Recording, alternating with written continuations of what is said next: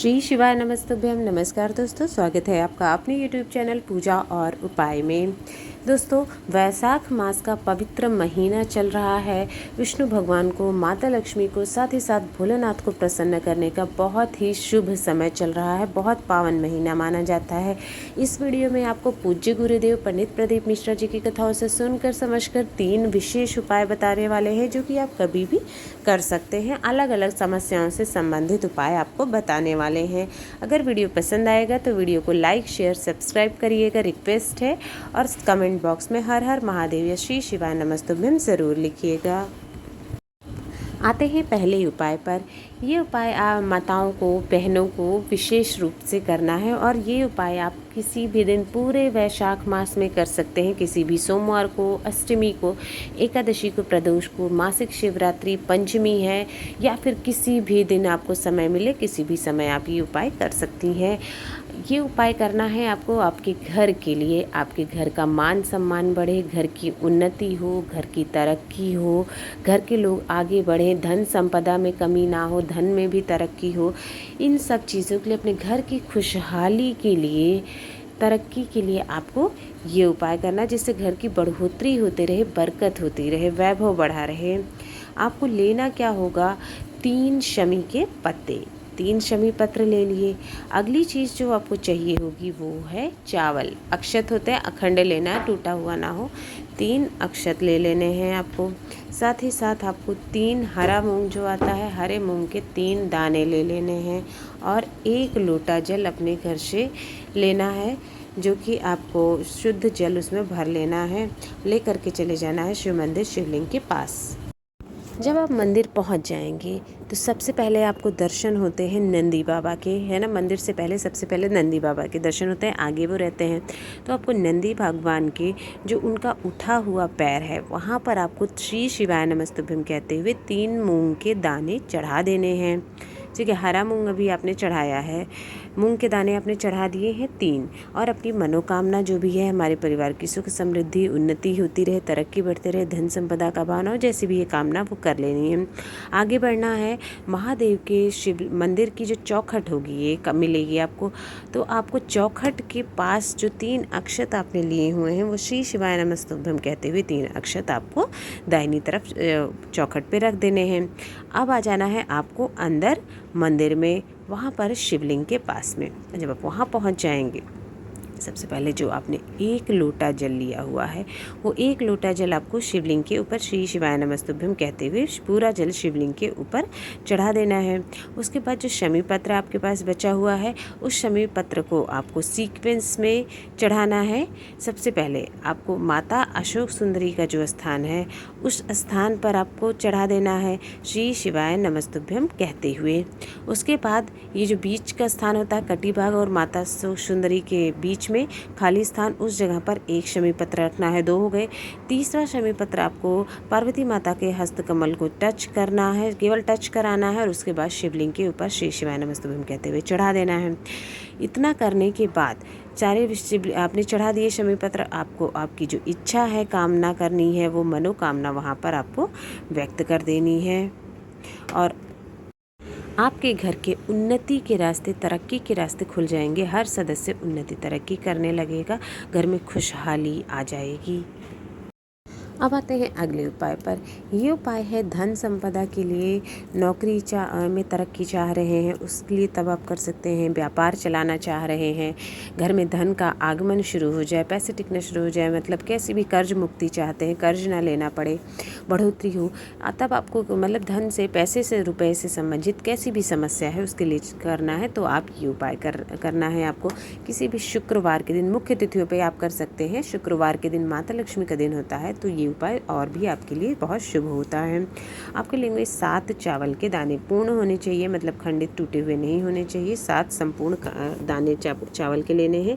साथ ही साथ 1 लोटा जल ले लेना है, तांबे के लोटे में 1 लोटा जल लेना, और दोनों चीज़ें लेकर के आपको चले जाना है शिव मंदिर, शिवलिंग के पास।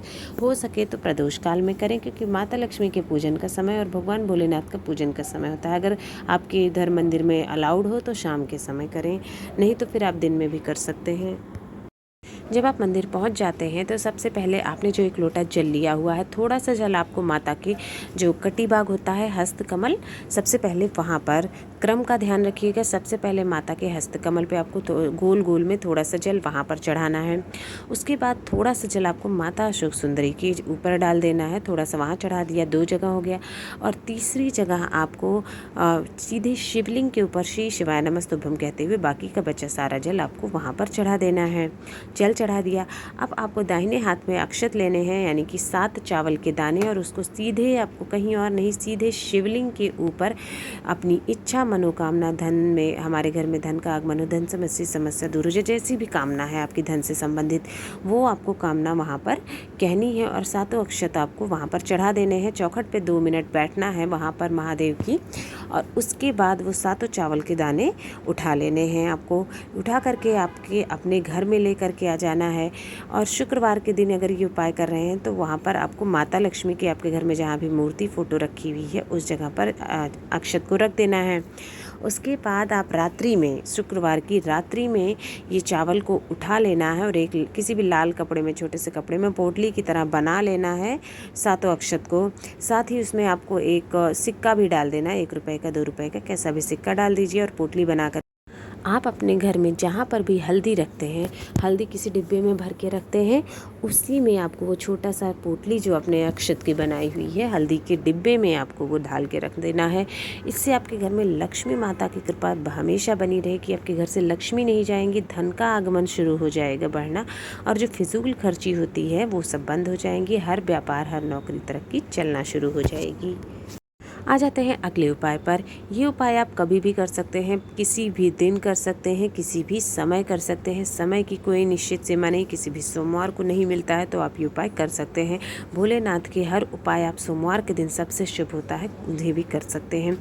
अगर आपके जीवन में मान सम्मान की कमी चाहते हैं, आपका मान सम्मान बढ़े, लोग आपका आदर सत्कार करें, आपकी बात सुने, समझें और बात माने, आपकी वैल्यू करें, रिस्पेक्ट हो आपकी हर जगह पर, तब आपको ये उपाय करना है, जिससे आपका एक होता है ना, हर जगह पर आपका नाम बढ़े, मान सम्मान संसार में नाम हो, ऐसा चाहते हैं तो आपको ये उपाय करना है। एक लाल चंदन घर में होगा, लाल चंदन और केसर को मिला करके आपको एक पेस्ट बनाना है चंदन का। अच्छा, से थोड़ा ज़्यादा चंदन आपको चाहिए होगा, पेस्ट बना लेना है लाल चंदन और केसर से मिला के।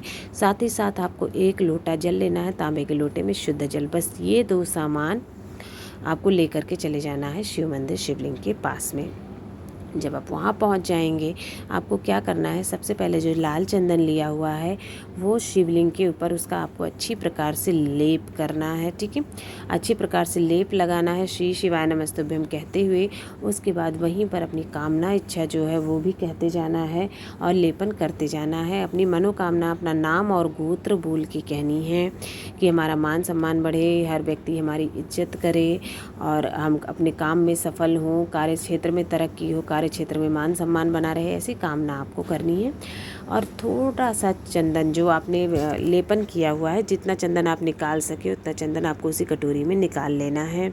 ठीक है, चंदन निकाल लिया। अब आपको 1 लोटा जल शिवलिंग के ऊपर श्री शिवाय नमस्तुभ्यम कहते हुए चढ़ा देना है और अपनी इच्छा, मनोकामना, मान सम्मान में वृद्धि के लिए जो भी है वो कहनी है और वापस वो कटोरी में चंदन लेकर के अपने घर आ जाना है।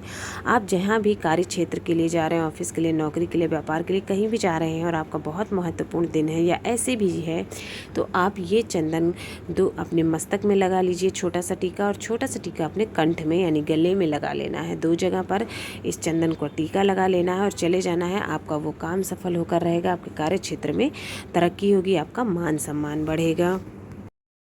दोस्तों, इस वीडियो में 3 उपाय बताए हैं जो कि अलग अलग समस्याओं से संबंधित है। जो उपाय आपकी समस्या से संबंधित हो करके ज़रूर देखिएगा। आप सभी को भगवान विष्णु की कृपा प्राप्त हो, साथ ही साथ भगवान भोलेनाथ की कृपा पर बनी रहे। श्री शिवाय नमस्तुभ्यम। हर हर महादेव।